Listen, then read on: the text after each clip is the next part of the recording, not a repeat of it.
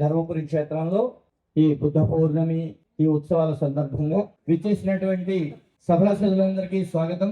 ఈ ధర్మపురి క్షేత్ర నిర్మాత ధార్మిక మాతా స్వరూపిణి మా సత్యవేణి అమ్మగారిని వేదిక మీదకి రావాల్సిందిగా కోరుతున్నాను. అదేవిధంగా వేదిక మీదకు శ్రీ అట్లూరు సుబ్బారావు గారు ఈ ధర్మపురి క్షేత్ర ధర్మకర్త వారు రావాలి, వస్తారు.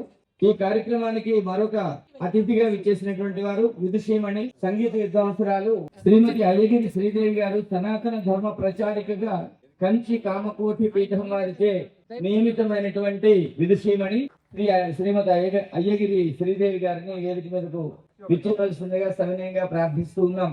ఇంతమంది అతిథులు ఉన్న ఈ పూరేకులన్నిటి మధ్యలో కర్ణికలాగా మణికర్ణికలాగా వెలవలసినటువంటి జ్ఞాన దీప్తి సమన్వయ చక్రవర్తి వారి బిరుదులన్నీ చెప్పాలంటే నాకు వచ్చిన సమాచారం ప్రకారం 36 బిరుదములు ఉన్నాయి వారికి. వారు నిర్వహిస్తున్నటువంటి అనేక ధార్మిక సంస్థలు ఉన్నాయి.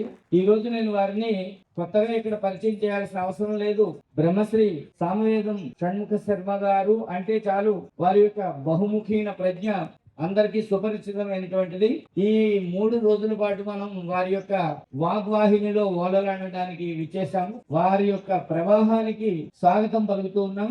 గురువు గారిని సప్రస్నేహంగా వేదికను అలంకరించవలసిందిగా అందరి కరతాళ ధ్వనుల మధ్య హృదయ స్పందన ఆహ్వానాల మధ్య వేదిక మీదకు విచ్చేయవలసిందిగా ప్రార్థిస్తూ ఉన్నాం.